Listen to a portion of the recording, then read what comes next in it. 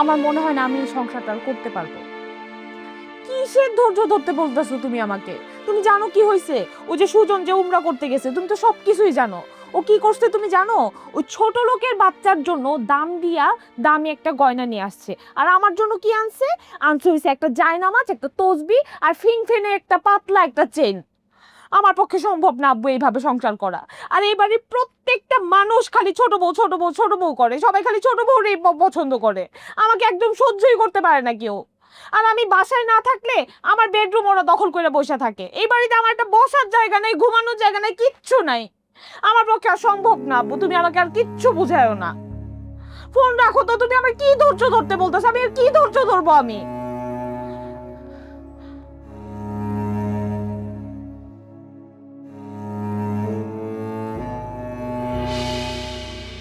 ভাল লাগে না তোকে বিচার আচার করতে করতে, আমি হয়রান হয়ে গেছি।